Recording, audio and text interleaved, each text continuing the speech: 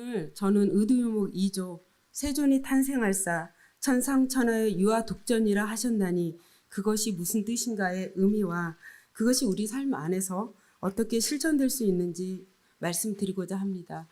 이 의도유목을 받으면서 두 가지 질문이 있었습니다. 얼마나 중요했길래 세존이 탄생하자마자 가장 처음으로 천상천하의 유아 독전이라고 얘기했을까? 왜 그랬을까? 이제 그런 부분이랑 또 하나는 대종사님께서 의도성리를 계속 하라고 한 본인은 또 무엇이었을까? 또 하나는 제가 원불교 교도로서 이거를 어떻게 해석하고 또 어떻게 실천해야 될까? 세 가지의 궁금증 또 의문이 있었습니다. 먼저 저희가 우드성리를 공부하는 이유에 대해서 잠시 생각해 봤을 때 우리는 살아가면서 수많은 갈등과 고민을 경험합니다. 인간관계에서 오는 불편함, 자기 존재에 대한 의문, 또 삶의 방향에 대한 고민 등 다양한 문제들이 우리를 쉴 새 없이 흔들어 놓습니다. 원불교에서 공부하는 의도성리는 이러한 갈등을 해결하고 삶 속에서 올바른 방향을 찾기 위한 수행의 과정이라고 생각합니다. 이것은 단순한 철학적 사고가 아니라 실제의 삶에서, 일상의 삶에서 실천을 통해서 깨달음을 얻는 과정입니다. 즉, 나를 바로 세우고 나아가 타인을 이롭게 하기 위한 공부다라는 생각을 하였습니다. 또 하나는 그러면 이게 불교에서 공안이라고도 하고 화두라고 하는데요. 불교의 공안과 원불교 의도성리의 차이는 무엇일까라는 생각을 하였습니다. 불교에서는 수행의 한 방법으로서 공안 또 화두라는 개념을 사용합니다. 이는 논리적으로 해결할 수 어려운 질문을 던짐으로써 직관적인 깨달음을 얻도록 유도하는 방법입니다. 예를 들면 한솥벽 소리는 무엇인가요? 라는 질문을 던지고 그 답을 찾아가는 과정입니다. 반면 원불교의 의도성리는 보다 현실적인 문제 해결과 실천을 중심으로 합니다. 인간이 가지고 있는 성품을 깨닫고 이를 삶 속에서 어떻게 구체적으로 적용할 건가를 고민하는 과정입니다. 따라서 원불교의 공부는 단순한 사고가 아니라 실천을 기반으로 하는 수행이라고 할 수 있습니다. 이제 오늘 핵심 주제인 천상천하 유아 독존에 대해서 말씀드리겠습니다. 많은 사람들이 이 말을 나 홀로 존귀하다라고 세속적으로 해석하기도 하지만은 그 뜻은 단순히 자만이나 개인주의를 의미하는 것이 아니라 또는 부처님만 존귀하다는 의미가 아니라 우리 모두가 존귀한 존재이며 누구나 부처가 될 수 있는 성품을 지니고 있다는 의미입니다. 하지만 현대 사회에서 인간의 가치보다 돈, 집, 학벌, 권력, 명예, 욕망이 더 중요하게 여겨지고 있습니다. 사람들은 자신의 진정한 가치를 깨닫지 못한 채 외적인 요소에 의해 평가받고 비교당하며 살아가고 있습니다. 이러한 자아상실이 결국 우리의 삶을 불안하고 힘들게 만드는 것입니다. 어쩌면 세존이 천상천하 유아 독존이라고 얘기한 게 원불교의 저희 대종사님께서 물질이 개벽되니 정신을 개벽하라고 하신 말씀과 어쩌면 맞닿아 있을 수도 있다라는 생각을 하였습니다. 그렇다면 우리는 이 존엄성을 어떻게 회복할 수 있을까요? 먼저 우리가 실천해야 될 가장 중요한 것은 자기 자신을 존중하는 것입니다. 자기 자신을 소중하게 여기지 않는다라면 결코 타인을 존중할 수도 없습니다. 많은 사람들이 자신의 가치를 타인과 비교하면서 열등감에 빠지거나 스스로 폄하하며 살아갑니다. 사실 타인이 저를 괴롭힌 것보다는 제 스스로의 수많은 생각과 비교 속에서 저를 상실하거나 아프게 하는 경우들이 많습니다. 그러나 천상천하 유아 독존의 가르침을 깊이 이해한다면 우리는 있는 그대로 너무나도 존귀한 존재임을 자각하고 받아들일 수 있습니다. 내가 나를 사랑하고 존중할 때 비로소 가족과 주변 사람들도 소중하게 여길 수 있습니다. 두 번째는 주변 사람들과의 관계 속에서 존중과 배려를 실천하는 것이 중요합니다. 죄와 벌의 작가인 도스토옙스키는 온 인류를 사랑하는 것은 쉬운 일이다. 우리가 모두 온 인류애를 얘기하죠. 그러나 정작 내 곁에 이웃 한 사람, 가족 한 명을 사랑하는 일은 너무나 어려운 일이다라고 하였습니다. 우리는 모두 각기 다른 가치관과 개성을 지닌 존재입니다. 특히 가족, 친구, 동료와의 관계에서 서로를 바꾸려고 하기보다는 있는 그대로 받아들이고 존중하는 태도가 필요합니다. 다음은 가족과 자녀를 대하는 태도의 변화가 필요합니다. 부모는 때때로 자녀에게 자신의 기대를 강요하거나 비교를 통해 동기를 부여하려고 합니다. 그러나 진정한 사랑은 자녀를 기다려주고 참아주며 그들의 개성을 존중하는 것입니다. 자녀가 자신의 길을 찾고 성장할 수 있도록 지켜봐주는 것이야말로 가장 실천적인 사랑입니다. 결국 천상천하 유아독존은 자기존엄의 자각에서 출발하며 가족과 공동체의 조화로운 관계를 형성하며 자리이타의 정신을 실천하는 삶을 살아가는 것입니다. 이번 의두 연말을 통해서 원불교 교도로서 천상천하 유아독존을 자기존엄과 함께 실천적인 사랑의 의미로 생각하였습니다. 부족한 저의 경강을 경청하여 주셔서 감사합니다.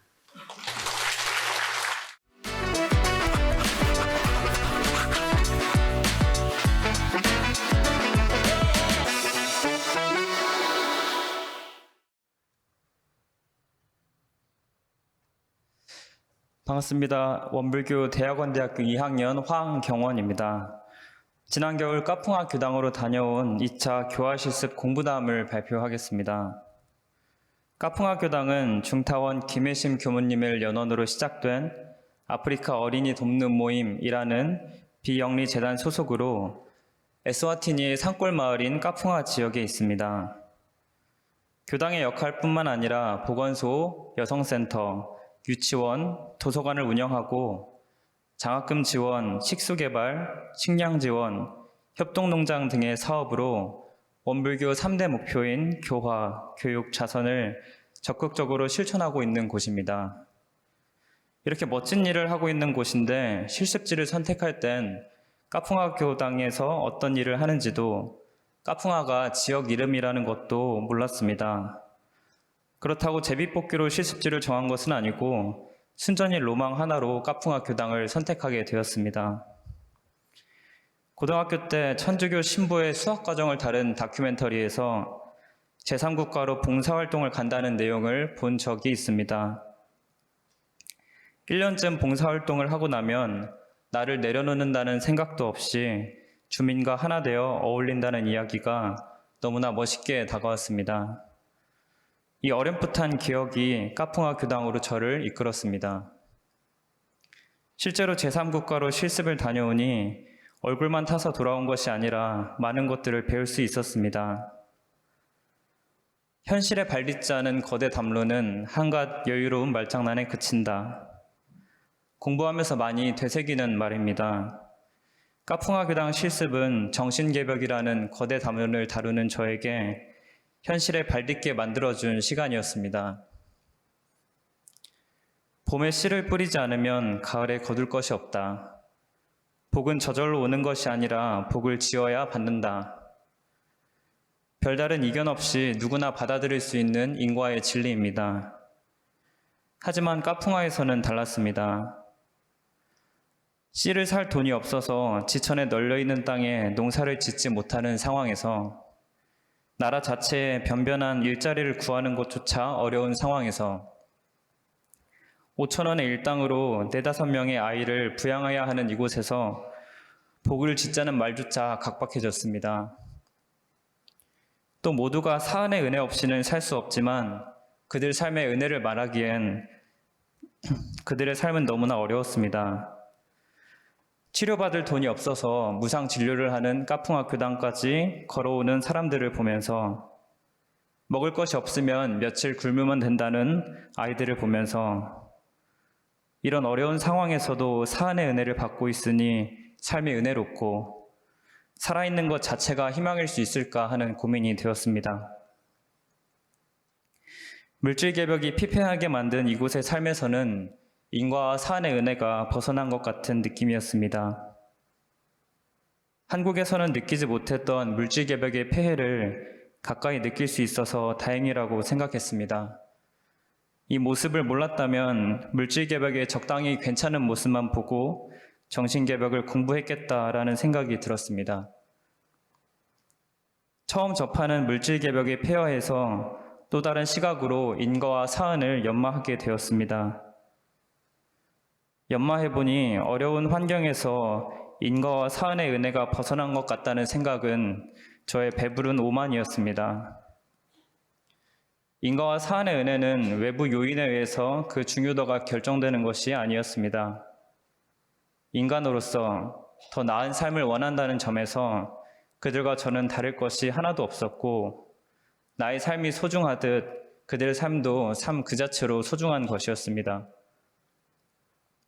결국 인과와 사은의 은혜가 이런 어려운 상황에서도 누구에게나 희망이 될 수 있다는 결론을 얻으며 정신개벽의 가치가 현실에 단단하게 발딛게 됨을 느꼈습니다. 그 다음으로 전무 출신 정신과 삶에 대해서 배울 수 있었습니다. 까풍아에서는 농구나 탁구 같은 우리에게 대중적인 스포츠도 낯설 정도로 문명의 전파가 빠른 곳이 아닙니다. 따라서 많은 현지인이 까풍아 교당을 방문하지만 한국이라는 나라를 모르는 사람도 많고 원불교를 아는 사람은 거의 없습니다. 교무님을 아는 사람은 한국 사람이 에스와티니 지역의 까풍아 지역의 추장 이름을 알고 있을 확률과 비슷합니다. 그런 곳에서 저는 그저 외국인 자원봉사자였습니다. 실습이 즐거워서 아프리카에서 이렇게 살면 어떨까 생각해보니 선뜻 대답이 나오지 않았습니다. 그런 제 모습을 보고 깜짝 놀랐습니다. 단지 답을 망설이는 모습에 놀란 것이 아니라 대답 이면에 있는 마음에 놀랐습니다. 그 마음은 낯선 땅과 문화에 대한 두려움도 언어에 대한 막막함도 아니었습니다. 그 마음은 욕심이었습니다. 한국에서 원불교 교무로 지낼 때 얻는 사회적 지위와 위치, 단지 교무님이라는 이유만으로 받는 대우를 저도 모르는 사이에 제 삶에 상정하고 있었습니다. 전무 출신으로 명예와 이욕은 불고하고 오직 공을 위해 일해야겠다고 말했던 것과는 달리 너무나 자연스럽게 교무의 삶에서 대우와 명예를 상정하고 있었던 것이었습니다. 나도 모르는 사이에 명예와 대우를 바라는 마음을 발견하고 무아봉공의 전무 출신 정신이 녹록하지 않은 일임을 다시금 깨달았습니다. 완전히 새로운 환경이 되니 숨겨진 욕심을 발견할 수 있었던 것이었습니다.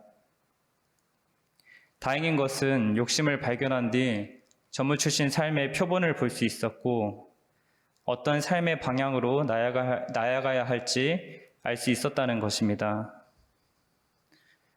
실습기간 이태석 신부님, 감염병 의학자 폴 파머, 기아문제 전문가 장 지걸러 등 제3국가에서 활동했던 분들을 만날 수 있었습니다. 여러 여건상 책을 통해 간접적으로 만났습니다. 홀로 톤즈에 떨어져 말라리아를 버텨가며 학교를 짓고 병원을 지어낸 이태석 신부님의 이야기, 에이즈 환자 한 명을 진료하기 위해 왕복 6, 7시간을 걷는 감염병 의학자 이야기를 읽다 보면 어떻게 이렇게까지 타인을 위해 활동하고 살아갈 수 있을까 하는 존경심이 저절로 솟아나곤 했습니다. 하지만 미디어로 접할 수 있는 분들 이외에도 아프리카에서 전무 출신의 삶의 표본을 만들고 계신 분들을 새롭게 알게 되었습니다. 아프리카에서, 그것도 이 작은 까풍아에서 활동하는 것이 밑빠진 독에 몰붓기라고 할 수 있지만 그래도 누군가는 물을 부어야 변화가 있지 않겠냐고 말씀하시는 공타원 황수진 교무님의 말씀을 들으면서 25년 동안 어려운 현실에서도 꿈을 품고 희망을 가질 수 있게 독려해 주시는 김현길 교무님의 모습을 보면서 괜스레 숙연해졌습니다. 20여 년 동안 아프리카 산골 마을에서 활동하신 교무님들의 삶의 행적을 더듬으면서 명예와 이욕을 불고하고 공을 위해 일하는 전무 출신 정신이 아니면 이렇게 즐겁고 든든하게 살아갈 수 있을까? 전무 출신 삶이 이런 멋진 모습이겠다는 생각이 들었습니다. 그분들의 삶의 모습을 보면서 세상에서 가장 낮은 곳으로 향해야 한다는 종교인의 목적과 전무 출신으로서 어떤 삶의 방향을 추구해야 할지를 알 수 있었습니다. 동시에 그런 전무 출신의 삶의 모습을 보고 세상이 변할 수 있다는 확신을 갖게 되었습니다. 저는 세상의 변화를 멀고 유연하게 느끼곤 했었습니다. 하지만 실습을 하면서 교도 법회 시간에 인과의 진리로 설교를 하는 현지 교도님의 모습을, 어린이 정기훈련 때 사안의 소중함을 발견하고 스스로 귀하고 특별한 존재임을 알아가는 순수한 아이들의 모습을, 김현길 교무님의 정성과 한국 교도님의 후원으로 대학원에 진학하고 라마코카 교당에서 후배들의 공부를 가르쳐주는 학생들의 모습을 보았습니다. 그 모습을 보면서 교법이 한 사람 한 사람의 정신과 삶이 바꿀 수 있는 변곡점임을 느꼈습니다. 한 사람이 변하는 것이 곧 세상이 변하는 가능성임을 알았습니다. 까풍아뿐만 아니라 라마코카와 요하네스버그 등 아프리카 지역은 아프리카 어린이 돕는 모임이라는 비영리 재단에서 많은 출제가 교도님들의 후원으로 사업이 이루어지고 있었습니다.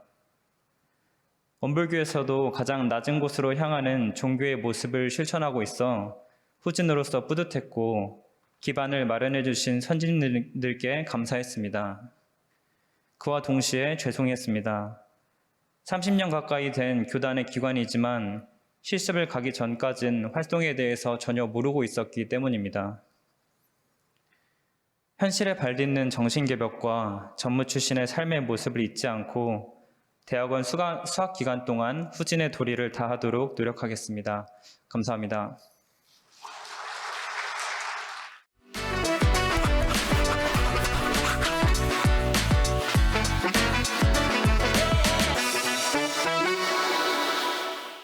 추천 교무님은 원타원 최원심 교무님입니다.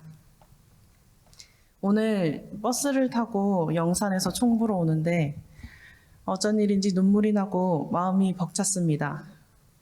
얼른 이곳에 서서 출가 감상담을 발표하고 싶었습니다. 이 회상에 들어와 대종사님을 하겠다 마음먹었노라고 진리와 세상 앞에 이야기하고 싶었습니다. 나는 너희들 성불하기만 기도한다. 대종사님께서 직접 쓰신 서간문 중 한 구절입니다. 저는 이 한 구절을 접하고 출가의 서원을 굳혔습니다. 이 서원을 세우기 전까지 저의 모든 인연들 중 원불교 교도는 저희 어머니 딱 한 분이셨습니다. 그래서 원불교 자체에 큰 관심을 둔 적이 없었습니다. 하지만 이 교법 속에서 점차 변해가는 어머니를 보게 되었고 그 변화를 보며 어머니를 존경하게 되었고 마음 공부의 힘을 느끼게 되었습니다. 누가 시킨 적도 없건만은 힘들고 불안한 순간이 오면 교전을 펼쳤습니다. 그리고 그때마다 늘 해답을 찾을 수 있었습니다. 이렇게 저는 서서히 그리고 자연스럽게 이 법에 의지하고 있었습니다. 제가 생각하는 이 법이 가진 가장 큰 힘은 바로 불안한 나를 멈추고 호흡하고 되돌아볼 수 있게 하는 것입니다. 저는 불안도가 높은 사람입니다. 작은 일에도 끊임없이 생각하는 버릇을 아주 어렸을 때부터 지속해왔습니다. 공부를 하고 보니 뭐든 다 할 수 있는 사람으로 보이고 싶었던 것 같습니다. 그래서 남들이 이런 걸 한다더라 하면 저도 그걸 해야만 불안하지 않았습니다. 내 삶이어도 내가 기준이 아니었습니다. 그러니 나도 남들처럼 매일 열심히 살아가는데 왜 어떤 날은 성공하고 어떤 날은 실패하는지 점차 그 이유를 모르게 되었습니다. 일도 인간관계도 모든 것이 불안해서 항상 조심하고 긴장하는 것 말고는 어떻게 해야 할지도 몰라서 마음이 좁아지고 다쳐서 하늘 한번 올려다보는 것도 힘들어졌습니다. 대종사님은 일단 멈추라고 하시는데 멈추는 게 어떻게 하는 건지 도무지 알 수가 없었습니다. 그러다 딱 한 번 해운대 달맞이 길을 걷다가 바다가 보이는 벤치에 앉았는데 추천 교무님께서 여기서 자선을 해보자 하셨습니다. 반전의 기운을 주한 뒤 가만히 선을 하는데 그때 정말 평생을 괴롭혔던 천만 가지 생각들이 멈추었습니다. 아, 멈추는데 이거구나. 무시선, 무처선 하라 하신 이유가 있구나. 고질병이 치료된 느낌이었습니다.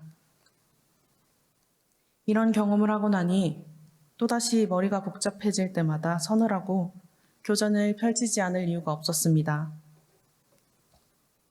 작년 4월 종법사님 훈증 시간에 전무 출신이 되려면 어떤 마음으로 출가해야 할까요? 여쭤보았습니다. 당시 종법사님이셨던 전산 상사님께서는 대종사님 마음이어야 한다 하셨습니다. 대종사님 마음이 뭘까? 출가의 마음을 완전히 굳히기 전까지 내내 저의 화두였습니다. 그러다 이 한 구절을 보았습니다. 나는 너희들 성불하기만 기도한다. 이 문장은 10번, 100번을 읽어도 눈물이 났습니다. 어떻게 이렇게까지 사람이 이타적일 수가 있을까요? 참 알 것 같으면서도 또 모르겠습니다. 제가 이렇게 전무 출신까지도 서운한 것은 이 법이 분명 마음 다친 누군가를 안아줄 수 있는 법이기 때문이고 이 법을 통해 성불재중 재생의세하고자 하신 대종사님의 뜻을 이어가고 싶기 때문입니다. 시작은 분명 내 마음 하나 다스려가고자 한 공부였지만 이 과정에서 분명 다른 사람들의 마음까지도 안아줄 수 있는 가장 이타적인 것이 결국 가장 나를 위한 것임을 공부를 하면 할수록 더욱 느끼고 있습니다. 그러니 저는 대종사님의 뜻을 따라 성불재중 재생의세를 서원할 수밖에 없게 되었습니다. 서원을 합가히 하고 이곳에 와보니 감사한 것들이 정말 많습니다. 첫 번째로 제가 이렇게 마음 정하고 왔을 때 이 회상에 몸담을 수 있도록 혈심정성으로 이 길을 이어오신 모든 교무님들께 감사합니다. 두 번째로는 저보다 먼저 이곳에서 공부하고 계셨던 교우님들과 원기 110년 법연으로 이어지게 된 나의 소중한 도반들 감사합니다. 작년 8월 심리면접을 준비하던 날부터 섀도반들 모두가 건강히 이 길 걸어나갈 수 있기를 매일같이 기도했습니다. 세 번째로는 모든 도반들이 마음은 다쳤어도 몸은 이곳에 와서 함께 공부할 수 있도록 은혜로서 돌봐주신 모든 인연분들께 감사합니다. 제가 저의 능력 이상으로 정진할 수 있었던 것은 이 인연분들의 은혜 덕분임을 늘 마음에 새기고 있습니다.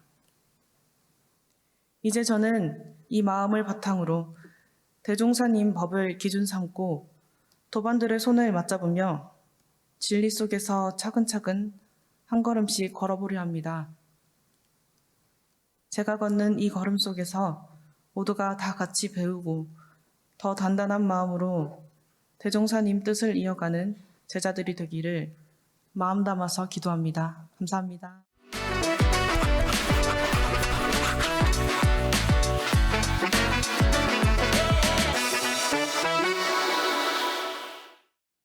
안녕하세요. 비교도로 청년 마음훈련에 참석하게 된 장성준입니다. 제가 훈련을 통해 이전에 가졌던 의문을 해결한 것을 말씀드리고자 합니다. 그런데 회화를 나누다 보니 알게 된 사실은 제가 훈련 동안 계속 고민했던 내용이 교도분들에게는 너무나 당연한 내용이라는 것입니다. 그래서 발표하기가 조금 부끄럽지만 말씀드려 보겠습니다. 저는 항상 깊이가 있는 멋있는 사람에 대한 동경이 있었습니다. 근데 그 사람들에게는 있고 나에게는 없는 것이 무엇인지 그것조차 정확히 표현되지 않았습니다. 그것이 뭘까? 훈련을 받으며 구체화해보니 줏대에 있는 도덕심과 타인에 대한 공익심이었습니다. 그런데 저는 이것을 왜 가져야 하는지 납득을 못하였습니다. 아무도 모르는 비도덕적인 일은 해도 되는 거 아닌가? 그리고 내가 왜 사회 전반까지 고려한 선택을 해야 하지? 하는 의문이 있었기 때문입니다. 아무도 모르면 불법이라도 그냥 슬쩍 하는 게 오히려 더 현명한 것 같고 나부터 잘 돼야 남도 챙길 수 있을 것 같다고 생각했습니다. 이에 대한 답변으로 진리는 하나이고 모든 것은 나와 다르지 않다라는 이야기부터 시작해 주셨습니다. 모든 것이 곧 더 큰 나이기에 나에게 좋은 일일지라도 사회에 좋지 않은 일이면 그 업은 곧 나에게 돌아오는 것이라고 말씀해 주셨습니다. 그것이 내세라도 반드시 돌아온다고 합니다. 그런데 내세가 있으면 납득이 되나 업이 반드시 나에게 돌아온다는 것은 확인할 방법이 없어서 믿기 힘들었습니다. 만약 제가 농사를 짓는다면 가을에 수확이 확실하기 때문에 봄에 누구보다 열심히 그리고 행복하게 씨앗을 뿌릴 자신이 있었습니다. 그런데 덕의 수확은 저에게 확실해 보이진 않았습니다. 그러면 무엇을 믿을 것인지를 선택할 때에는 나의 선택을 믿는 것보다는 덕이 높으신 분들의 이야기를 믿는 게 더 합리적이다 라고 말씀해 주셨습니다. 듣고 보니 맞는 말이었습니다. 내가 처음 농사를 지을 때 봄에 씨를 뿌린 것은 내가 보지 못한 가을의 수확을 알려준 선배 농부의 이야기를 들은 것이니 말입니다. 그러니까 타인도 나라고 생각하면서 나를 위해 덕을 짓고 모두를 위해 살면 되겠구나 라고 머리로는 이해가 됐습니다. 그런데 아직도 막 속에서 울림이 일어나서 앞으로는 부처가 되어 중생을 구제하고 싶다 라거나 은혜로 꽉 찬 세상을 만들어야지 같은 당찬 포부가 생기지는 않았습니다. 이에 대해 이론적인 이해뿐만 아니라 실천해보면서 앞으로 더욱 느끼는 게 많아질 거라고 하셨습니다. 그래서 정말 그런지 확인하고 싶다는 생각이 들었습니다. 그래서 앞으로는 같은 단 교구와 함께 한번 법회도 나가보고 회화도 해보기로 했습니다. 그간 살아온 생각과는 너무 달라 이질감이나 부담이 느껴지기도 합니다. 그렇지만 멋있는 삶에 대한 고민은 놓지 않고 소화될 만큼 천천히 저를 지켜보겠습니다. 훈련의 일정 내라고 권해주신 원식 교무님과 앉혀놓고 차분히 이해시켜주신 대해 교무님과 승재 단장님을 비롯한 우리 구단 분들에게 깊은 감사를 드리며 마치겠습니다. 감사합니다.